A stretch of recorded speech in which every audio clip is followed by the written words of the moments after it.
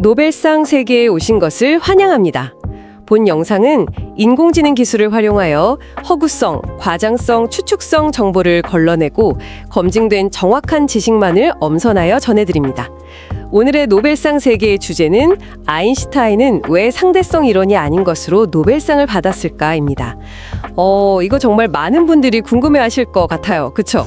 네, 맞습니다. 뭐랄까, 아인슈타인 하면 거의 자동 반사적으로 상대성 이론, 이는 mc제곱, 이걸 떠올리시니까요. 맞아요. 그 유명한 이론이 있는데 정작 노벨상은 그게 아니라 다른 걸로 받았다니 좀 의외라고 생각할 수 있잖아요. 네, 충분히 그럴 수 있죠. 자, 그럼 이 질문을 오늘 한번 제대로 파헤쳐보죠. 아인슈타인이 노벨상을 받은 연구가 바로 광전 효과에 대한 거라고 하셨는데 이게 정확히 어떤 건가요? 네. 광전 효과는요, 쉽게 말하면 금속 같은 물질에 빛을 쬐었을 때 전자가 튀어나오는 현상이에요. 빛을 쬐면 전자가 나온다. 네. 그런데 아무 빛이나 다 되는 건 아니고요. 특정 진동수, 그러니까 어떤 에너지 문턱을 넘는 빛이어야만 전자가 튀어나와요. 아하, 특정 진동수 이상이어야만요. 그렇죠. 그리고 이게 발견된 건 사실 아인슈타인보다 좀 더 전이에요.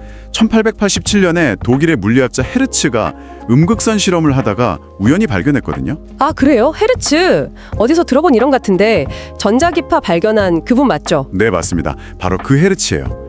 헤르츠는 이 현상을 발견했지만 왜 그런 현상이 일어나는지는 설명을 못했어요. 설명을 못했다고요? 왜죠? 당시 물리학의 주류 이론, 그러니까 고전 물리학으로는 이 현상이 잘 이해가 안 됐거든요. 그때는 빛을 주로 파동으로 생각했잖아요. 네, 그렇죠. 빛은 파동이다. 이렇게 배웠던 것 같아요. 파동 이론에 따르면 빛의 에너지는 그 세기, 그러니까 밝기에 비례해야 해요. 그러면 아주 약한 빛이라도 오랫동안 계속 쬐다가 아니면 아주 강한 빛을 쬐면 그 에너지가 쌓여서 결국 전자가 튀어나와야 할 것 같잖아요. 네, 그럴 것 같은데요. 상식적으로는. 그런데 실제 실험 결과는 완전 달랐어요. 아무리 약한 빛이라도 특정 진동수만 넘으면 빛을 쬐는 즉시 전자가 튀어나왔고요. 반대로 아무리 강한 빛이라도 그 특정 진동수에 미치지 못하면 몇 시간을 쬐어도 전자가 전혀 나오지 않았어요.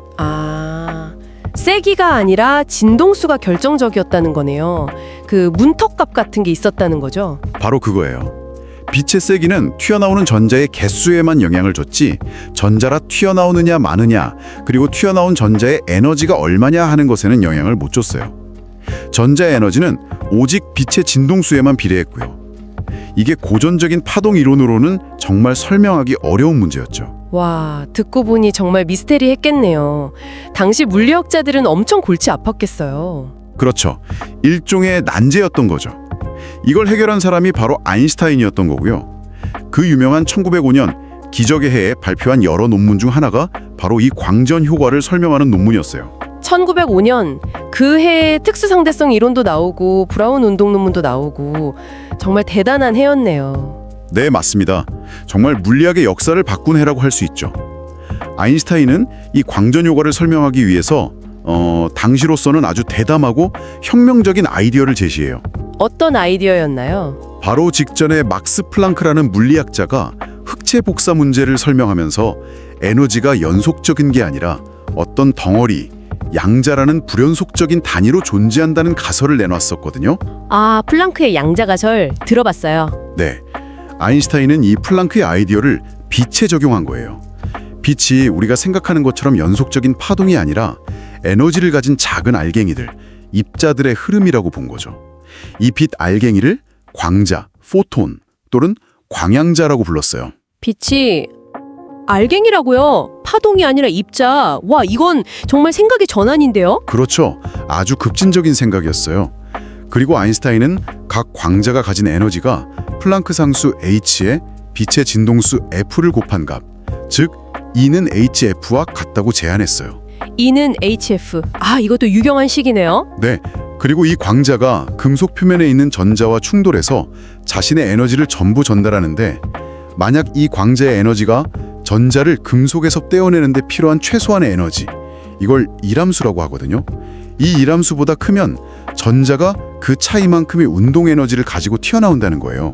아하, 그러니까 광자의 에너지가 일함수라는 문턱을 넘어야만 전자가 튀어나올 수 있고 남는 에너지가 전자의 운동 에너지가 된다. 이런 설명이군요. 정확합니다. 이 광용자설로 아까 말씀드린 광전 효과의 미스터리들이 아주 명쾌하게 설명됐어요.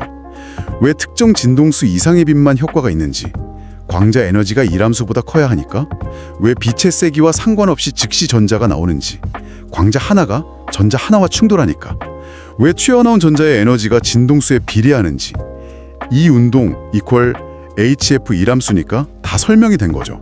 와, 정말 깔끔한 설명이네요.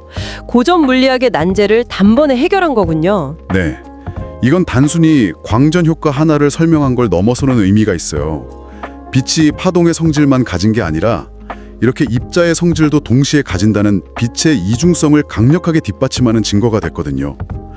그리고 이게 결국 양자역학이라는 완전히 새로운 물리학 체계가 발전하는 데 결정적인 계기가 됐죠. 그러니까 광전 효과 연구가 양자역학의 문을 여는 아주 중요한 업적이라는 말씀이시네요. 그렇습니다.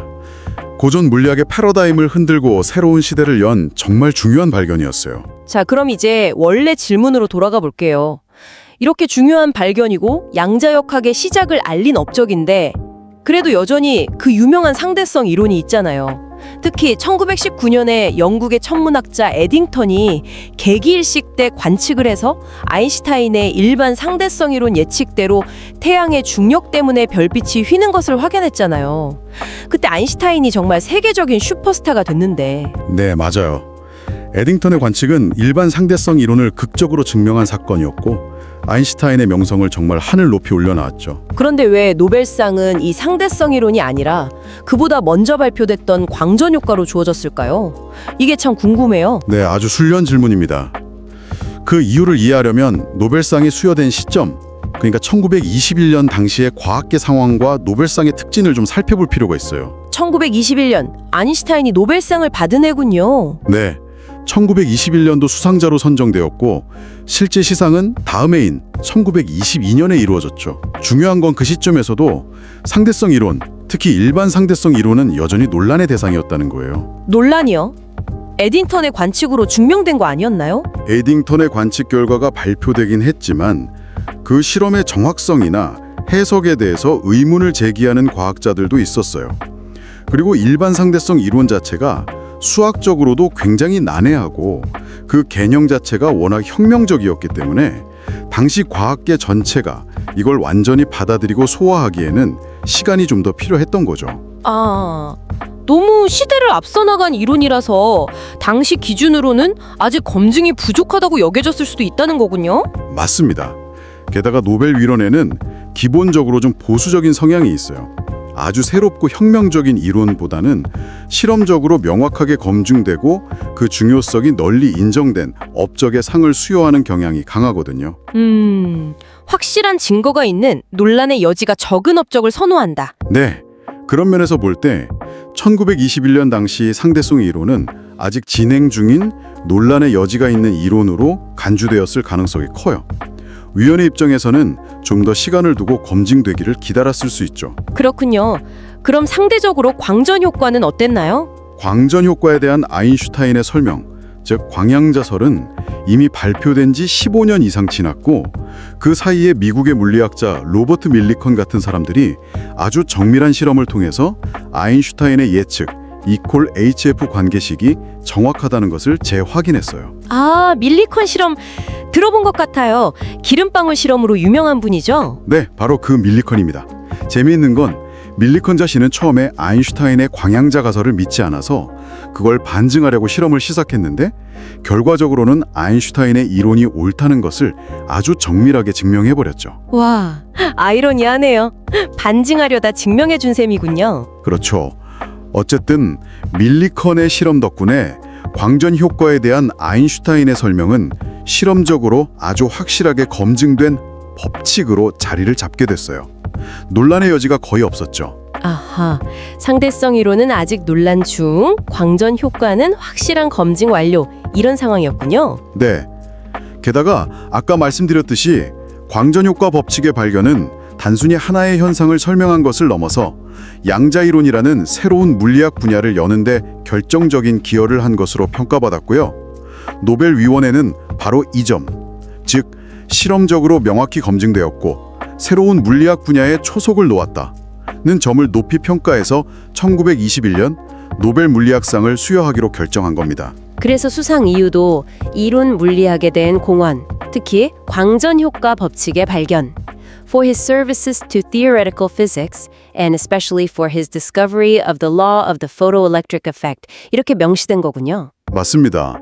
여기서 주목할 만한 점은 광장자 가설이나 광자 개념의 발견이라고 하지 않고 광전효과 법칙의 발견이라고 표현했다는 거예요.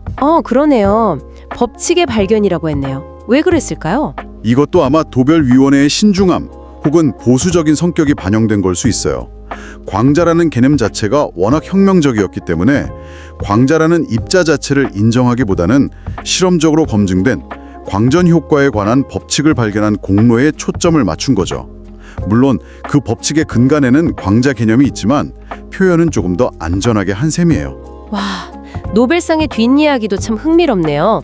단순히 과학적 업적만 보는 게 아니라 당시의 상황이나 위원회의 성격 같은 것도 영향을 미치는군요. 네, 그렇습니다. 노벨상 수여 과정을 보면 과학사뿐만 아니라 당시 사회나 시대적 배경까지 엿볼 수 있는 경우가 많죠. 자, 그럼 정리를 좀 해볼까요? 아인슈타인이 상대성 이론이 아닌 광전 효과로 노벨상을 받은 이유는 첫째, 당시 상대성 이론은 너무 혁명적이어서 논란의 여지가 있었고 실험적 검증이 부족하다고 여겨졌다. 네, 맞아요. 시기상조였던 면이 있죠.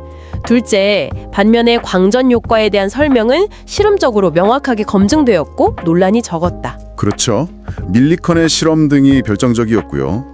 셋째, 광전 효과 법칙의 발견은 양자이론이라는 새로운 물리학 분야를 여는데 중요한 기여를 했기 때문에 그 혁신성을 인정받았다. 네, 새로운 시대를 연 공로를 인정한 거죠. 넷째를, 노벨위원회의 다소 보수적인 성향도 작용했을 수 있다.